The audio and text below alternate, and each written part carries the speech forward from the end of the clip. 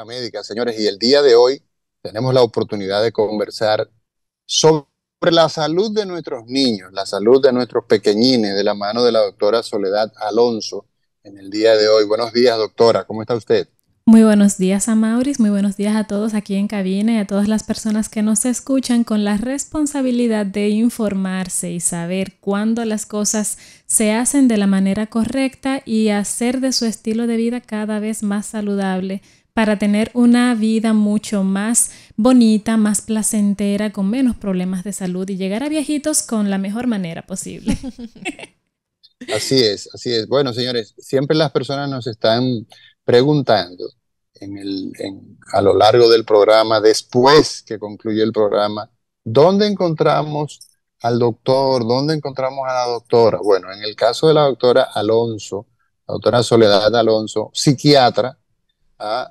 Ella pues la encontramos en el consultorio en Manuel y ustedes van a marcar el teléfono 809-363-0103. 363-0103 con el 809-363-0103. Ahí ustedes van a encontrar a la doctora Alonso y em, pues para hacer sus consultas, en fin. Doctora, la salud mental, el problema que genera eh, el bienestar desde el punto de vista mental de nuestros niños es una preocupación de nuestros adolescentes, de nuestros infantes en términos general y también de los adultos, pero el día de hoy vamos a estar hablando sobre la irritabilidad en los niños. ¿Por qué hablar de un término que pudiera ser un tanto como muy general, pero desde el punto de vista del concepto, cuando nosotros hablamos de que un niño está irritado, irritabilidad en niños, desde el aspecto del litoral de la psiquiatría? Pues tú estás haciendo una introducción muy interesante y es algo que precisamente yo quería hablar desde el inicio, porque la irritabilidad no es un diagnóstico, no es un trastorno ya específico y definido, realmente es un síntoma. Es como si fuera, vamos a hablar de fiebre con sus múltiples causas de fiebre, o vamos a hablar de la tos con todas las cosas que nos provocan tos en diferentes aspectos o sistemas. Y asimismo es un síntoma, pero precisamente merece importancia porque muchas veces las familias y la sociedad vemos un niño irritado y lo queremos ver como, ay, ¿qué les hacía? Es un niño enojón. Y no le damos la importancia de vida. Siempre que vemos un niño irritado debemos prestarle atención y por eso quise traer ese tema abierto. Les propuse el tema porque precisamente cada vez más se está hablando de este término que las familias y las sociedades y hasta las escuelas lo ven y como que lo dejan pasar, llama la atención, pero no toman conducta, no toman cartas en el asunto, no llevan a este niño a una evaluación apropiada. Entonces, sí, la irritabilidad o como se le puede conocer la familia, las personas, este niño que casi siempre tiene esta facilidad para enojarse, Malcriado, le dicen. malcriado, no, Sí. pero es que incluso malcriado no tiene ese matiz necesariamente como de esta ira, del sentirse enojado y manifestarse enojado. Porque una malcriada esa simplemente puede decir no, porque dice que no a todo, pero no con Una, con uh, esta ira, no con uh-huh. este enojo persistente. Ujú. ¿Decías, Amauris? Sí, ¿dónde se manifiesta? ¿En qué escenario es que más se manifiesta? ¿En la casa, en la escuela? ¿Es el niño peleón que está esperando el recreo para ir fajarse con cualquiera? No. ¿Y cómo nosotros podemos entonces hacer una diferencia con problemas, con otro tipo de problemas de la esfera de la salud mental? Precisamente, fíjate, siempre tenemos el temperamento de base. Están los niños con un temperamento fácil, que tienen un cuidado más o menos sencillo, ritmos regulares, son más o menos predecibles en cuanto a su hora de dormir, su hora de comer, son fáciles de calmar cuando se molestan porque el enojo es una emoción humana natural. Todos tenemos la capacidad de enojarnos, pero es más o menos regulable y el niño pequeño tiene esta dificultad para regular sus emociones, que eso es lo que los padres y el entorno tenemos que enseñarle a los niños, cómo van a manejar y canalizar esta emoción que se podría tildar de negativa, pero realmente no es negativa, es una emoción necesaria. Sin embargo, en un niño que tiene un temperamento difícil, que es difícil de calmar con ritmos irregulares, va creciendo y se puede convertir precisamente en un niño con esta facilidad de enojarse. El niño enojón o el niño huraño que de cualquier cosa se molesta se manifiesta en todos los contextos. Eso es algo que nos debe llamar la atención. No es lo mismo un niño que por dificultades de la dinámica familiar es enojón en la casa, pero entonces en la escuela se comporta extremadamente bien. Cuando va a la casa de familia, ya sea los tíos, los primos, los abuelitos, sigue las normas, es dócil. Ya cuando esto se sale de estos contextos y es igualito en su casa con su papá y su mamá, se comporta igual con los abuelos, con las tías, vamos al supermercado, vamos al parque y tiene esta intolerancia a la frustración, ya nos tiene que llamar la atención.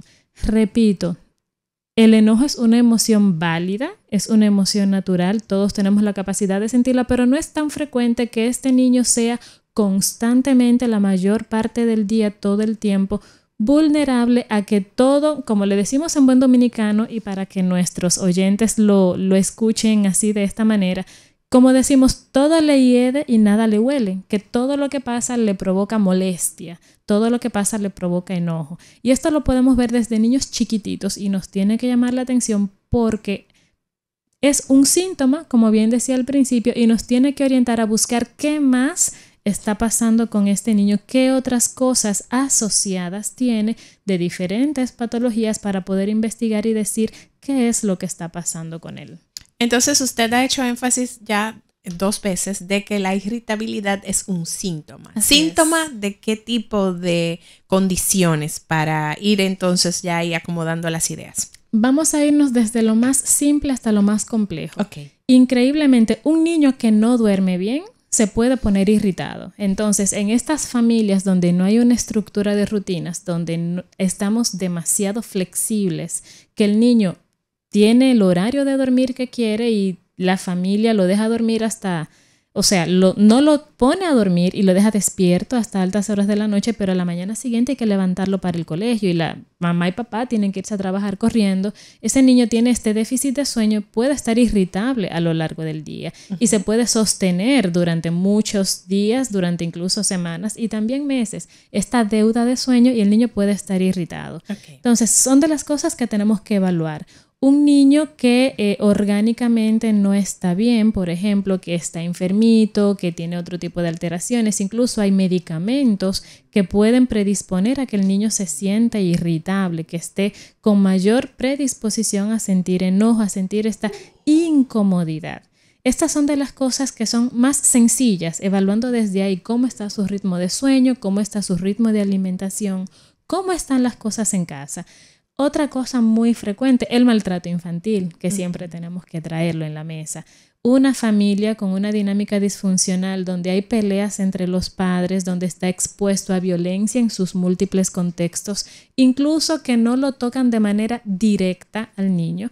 No estamos hablando de darle correazos, no estamos hablando de darle chancletazos a un niño, sino que estamos hablando de que está expuesto a la violencia en su entorno, donde los padres se hablan mal, donde la forma frecuente de interacción es con gritos, con amenazas, incluso desde sus padres hacia un hermano. Esta exposición a diferentes formas de violencia también pueden provocar que un niño se mantenga irritable porque no se siente cómodo, algo está pasando. Ya estamos hablando del sueño, estamos hablando de enfermedades de base, incluso con su tratamiento, estamos hablando de exposición al maltrato. Ya nos vamos a ir yendo a cosas un poquito más específicas. La predisposición a otras patologías, que es lo que le llamamos ya trastornos definidos, la ansiedad. Podemos ver un niño que se ponga irritable, que se manifieste irritable porque le genera ansiedad su entorno. La depresión infantil es otra de las cosas que podemos ir desglosando un poquito más adelante. Pero un niño deprimido, de hecho, la irritabilidad, más que el estado de ánimo triste, más que ver un niño triste, mientras más chiquito lo que vamos a ver es esta tendencia a la irritabilidad, a ser enojón, que cualquier cosa que pase en su entorno le genera molestia. Y eso se ve incluso cuando van creciendo. Todavía recientemente nosotros vemos en la consulta adolescentes que no se ven deprimidos, no se ven con un afecto triste, que están llorando, están irritables, están enojados. Recientemente vi una paciente de 17 años que me decía: doctora, me decían que yo estaba deprimida, yo no lo creía, pero la realidad es que me pasé semanas que todo lo que me decía me molestaba. Si no me hablaban, me sentía molesta, pero si me hablaban así sea para preguntarme qué tú quieres comer, también eso, el tono de voz de la gente me generaba molestia. Me sentía como este disconfort, esta sensación por dentro de que qué incómoda me siento y estoy incómoda con el mundo. O sea, no es nada más algo del niño pequeño. Se mantiene a lo largo de la vida, pero en el niño pequeño es lo más frecuente. Sí. Incluso una pregunta, mismo TDAH, ¿sí? Sí, Amaury. Una pregunta. Estos niños que pues tienen este síntoma que es esta alarma, este timbre que se toca, y que los padres, los profesores, que juegan un papel tan importante, porque los niños se pasan un tiempo importante de su vida en la escuela. Entonces los maestros deben también estar pendientes de cómo se comportan los alumnos. Si este niño cualquier cosa le molesta, cualquier situación, si lo miras le molesta, y si no lo mira, entonces le molesta también. Así es, así es. Por eso decía que se debe ver en todos los contextos. Los padres juegan un papel importante. Creo que se está yendo el audio. Parece que estamos teniendo problemas. Le estamos teniendo problemas con su audio, doctor. Si pudiera repetirle la pregunta, porque se cortó una parte y no escuchamos bien aquí en cabina. Sí. ¿Me escuchan mejor ahí? Un poquito entrecortado. ¿Me escuchan mejor? Un poquito mejor. Sí. Bueno, el punto es muy, muy simple. Si esta irritabilidad lleva algún trastorno definido en el contexto de salud mental, habitualmente esto deriva o es una manifestación de una condición de salud mental. ¿Y cuáles son esas condiciones más frecuentes? Sí, precisamente la depresión es una de ellas. El trastorno por déficit de atención también se manifiesta muchísimo con la irritabilidad, el maltrato infantil, pero también ya en los últimos años, de los últimos 10 años de investigación que se han estado actualizando los manuales diagnósticos médicos, tales como el DSM-5 revisado, incluso el mismo CIE-11, lo ponen también como característica central de lo que se llama ahora el DMDD o desregulación disruptiva del estado de ánimo, que se juntan tanto esta irritabilidad constante como las rabietas. Estas rabietas, este niño que hace berrinches aparatosos 3 veces como mínimo por semana y que se mantiene este comportamiento durante aproximadamente 1 año como mínimo, tenemos que estar pensando en el diagnóstico de lo que se diría en inglés DMDD o en español el trastorno de disregulación disruptiva del estado de ánimo. Entonces ya se le está dando como el protagonismo en este sentido.